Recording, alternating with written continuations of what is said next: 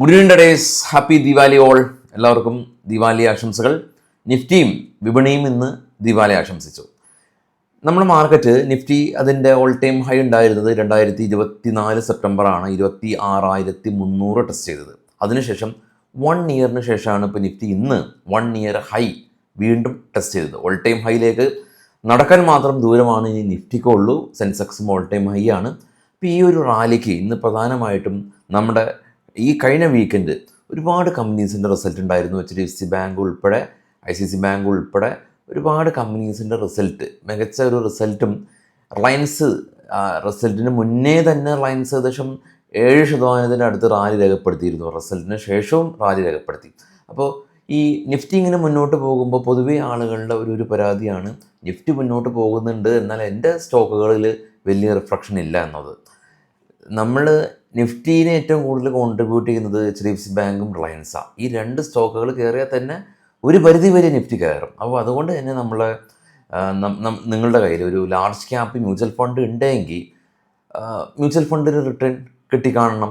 അപ്പോൾ അതുകൊണ്ടാണ് നമ്മൾ സ്റ്റോക്ക് സെലക്ഷൻ എപ്പോഴും ഡൈവേഴ്സിഫൈ ചെയ്തിട്ടുള്ള ഒരു സ്റ്റോക്ക് സെലക്ഷൻ ആണെങ്കിൽ, സ്റ്റോക്ക് സെലക്ഷൻ മാത്രമല്ല എൻ്റെ പോർട്ട്ഫോളിയോയിൽ എല്ലാ രീതിയിലുള്ള അസറ്റ് ക്ലാസ്, ഗോൾഡ് ഉൾപ്പെടെയുള്ള അസറ്റ് ക്ലാസ്സുകൾ ഉണ്ടെങ്കിൽ നമുക്ക് ഈ നിഫ്റ്റിയുടെ നേട്ടത്തിൽ ഓൾ ടൈം ഹൈ ഒക്കെ പോകുന്ന സമയത്ത് നമുക്ക് ആ ഒരു സന്തോഷത്തിൽ പങ്കുചേരാം. കാരണം നമ്മുടെ പോർട്ട്ഫോളിയോയിൽ ആ ഒരു റിഫ്ലക്ഷൻ കാണിക്കുന്നുണ്ട്. നേരെ മറിച്ച് എല്ലാ മിഡ് ക്യാപ്പ് സ്റ്റോക്കുകളാകുമ്പോഴാണ് നിഫ്റ്റി റാലി ചെയ്യുമ്പോൾ നമ്മുടെ സ്റ്റോക്കുകളിൽ വലിയ ഒരു റിഫ്ലക്ഷൻ ഉണ്ടാവാത്തത്. പക്ഷേ ആ ഒരു പ്രശ്നത്തിനുള്ളൊരു പരിഹാരവും ഇന്ന് മാറിയിട്ടുണ്ട്. കാരണം ഇന്ന് മിഡ് ക്യാപ്പ് സെക്ടറും ഗംഭീരമായിട്ടുള്ള ഒരു റാലി രേഖപ്പെടുത്തി.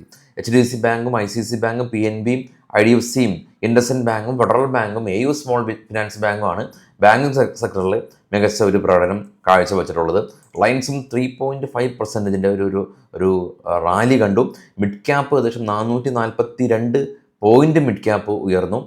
RBL ബാങ്ക് ഏകദേശം ഒരാഴ്ച മുമ്പ് നമ്മൾ ഡിസ്കസ് ചെയ്താണ് Emirates NBD എന്ന് പറയുന്ന UAE ആസ്ഥാനമായിട്ടുള്ള ബാങ്ക് ഈ RBL ബാങ്കിന് ഇൻവെസ്റ്റ്മെൻറ്റ് നടത്തുന്നു എന്നുള്ളത്. അപ്പോൾ അത് പല ദിവസങ്ങളിലും അത് വലിയ ഇമ്പാക്റ്റുകൾ ചെലുത്തിയില്ല. പക്ഷേ ഇന്ന് അതിനൊരു ഇമ്പാക്റ്റ് ചെലുത്തി. ഏകദേശം 9% ഒരു റാലി കണ്ടു. ഈ ഒരു റാലിക്കൊക്കെ പിന്നിലെ വേറെ ഒരു റീസണും കൂടിയുണ്ട്. മോർഗൻ സ്റ്റാൻലി, US അല്ലെങ്കിൽ ലോകത്തിലെ തന്നെ ഏറ്റവും വലിയ ഫിനാൻഷ്യൽ കമ്പനി, അനലിസ്റ്റിംഗ് സ്ഥാപനം. അപ്പോൾ ആ ഒരു സ്ഥാപനത്തിലെ ഇന്ത്യനെ റെപ്രസെൻ്റ് ചെയ്തിട്ടുള്ള മാനേജിങ് ഡയറക്ടർ പറഞ്ഞിരിക്കുന്നത് ഇന്ത്യയുടെ ഈ ഗ്രോത്ത് എല്ലാം തന്നെ 11% നെക്സ്റ്റ് 12 മാസത്തിനുള്ളിൽ, അതായത് 1 ഇയറിനുള്ളിൽ 11% ഇന്ത്യയിലെ നോമിനൽ ഗ്രോത്ത് ഉണ്ടാകുമെന്നുള്ള അദ്ദേഹത്തിൻ്റെ ഒരു പ്രസ്താവന ഗുണം ചെയ്തിട്ടുണ്ട്. ഇനി ഗ്ലോബൽ മാർക്കറ്റ് ഒന്ന് കണ്ടുവരാം. കൂടാതെ തന്നെ നിഫ്റ്റിയുടെ ചാർട്ടും കണ്ടുവരാം. നിഫ്റ്റിയുടെ ചാർട്ട് കാണാം. ഗ്യാപ്പപ്പിൽ ഓപ്പൺ ചെയ്തു 25,927 ഹൈ ടെസ്റ്റ് ചെയ്തതിന് ശേഷം കൺസോൾഡേറ്റ് ചെയ്ത് 25,850, അതായത് 25,927 ഹൈ ടെസ്റ്റ് ചെയ്തിരുന്നു. ഗ്ലോബൽ മാർക്കറ്റിൽ ഏറ്റവും താഴേക്ക് വരാണെങ്കിൽ ഇപ്പോൾ ട്രേഡ് ചെയ്യുന്ന 3 യൂറോപ്യൻ മാർക്കറ്റും മിക്സ്ഡായ അവസ്ഥയിലാണ്. പോസിറ്റീവാണ്, കാരണം ജർമ്മൻ മാർക്കറ്റ് 294 പോയിൻറ്റിൻ്റെ പ്ലസ് ആണ്. ഇന്ത്യ വിക്സ് ഇന്ന് 2.3% ക്രാഷ് ചെയ്തു. Japan market 1600 point rally. Korea, China, Australia എല്ലാം തന്നെ റാലിയിലാണ്. ഗോൾഡ് 67 പോയിൻ്റ് ഉയർന്നു, $67 ഉയർന്നു. ബിറ്റ്കോയിൻ $3,300 ഉയർന്നു. ഡോ ഫ്യൂച്ചർ 100 പോയിൻ്റ് പ്ലസ് ആണ്. അപ്പോൾ ഗ്ലോബലി നോക്കുകയാണെങ്കിലും US പ്രശ്നങ്ങളുണ്ട്. റീജിയണൽ ബാങ്കുകളിൽ കിട്ടാക്കടം കൂടുന്നുണ്ട്. ബാങ്കുകൾ കടം എഴുതി തള്ളുകയാണ്. അതിൻ്റെ പ്രകാരം US മാർക്കറ്റ് ഒരു ദിവസം ഫോളി രേഖപ്പെടുത്തിയിരുന്നു. പിന്നീടാണ് ട്രംപ് ചൈനയായിട്ടുള്ള ഒരു താരിഫ് ലൂസൻ ചെയ്യും എന്നുള്ള അദ്ദേഹത്തിൻ്റെ ട്വീറ്റും, കൂടാതെ തന്നെ ചൈനീസ് പ്രസിഡൻ്റായിട്ടുള്ള കൂടിക്കാഴ്ച അടുത്ത വീക്ക് ഉണ്ടാകും എന്നുള്ള കാരണം കൊണ്ട് US മാർക്കറ്റ് ഒന്ന് റിക്കവർ ആയിട്ടുള്ളത്. ഇനിയിപ്പോൾ നമ്മുടെ മാർക്കറ്റിലേക്ക് വരുമ്പോൾ റിസൾട്ട് കാലഘട്ടമാണ്. ഇനിയും ഒരുപാട് കമ്പനീസിൻ്റെ റിസൾട്ട് ഉണ്ട്. ഇന്ന് പ്രധാനമായിട്ടും ജിയോജിത്തിൻ്റെ റിസൾട്ട് വന്നിരുന്നു. ജിയോജിത്ത് പക്ഷേ 56 കോടി രൂപയിൽ നിന്ന് 22 കോടി രൂപയിലേക്ക് പ്രോഫിറ്റ് കുറവാണ് രേഖപ്പെടുത്തിയിട്ടുള്ളത്. ഇനി മേജർ റിസൾട്ട് ഇന്ന് ഉണ്ടായിരുന്നില്ല. പക്ഷേ SPU ഉൾപ്പെടെയുള്ള ഒരുപാട് കമ്പനീസിൻ്റെ, ഇനിയിപ്പോൾ നമുക്ക് മൊബൈൽ കമ്പനീസിൻ്റെ റിസൾട്ട് വരുന്നുണ്ട്.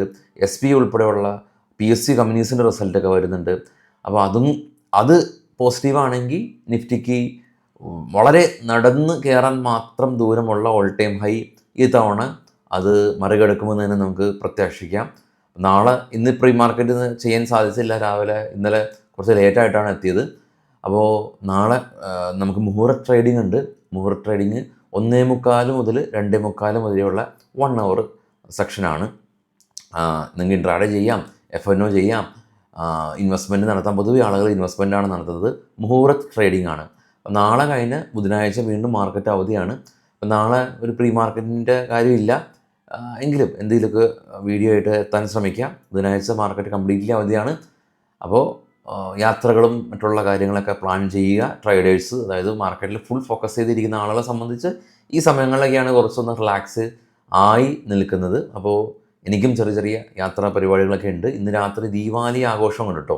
ഞാൻ താമസിക്കുന്ന സ്ഥലത്ത് നിന്ന് ഗംഭീരമായിട്ടുള്ള ദീപാവലി ആഘോഷങ്ങളൊക്കെ ഉണ്ട്.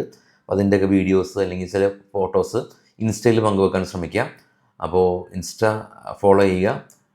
ഞാൻ എൻ്റെ ഫസ്റ്റ് കമൻറ്റിൽ ഞാൻ പിൻ ചെയ്ത് വെക്കാം ഇൻസ്റ്റ ID. അപ്പോൾ താങ്ക് യു ഓൾ.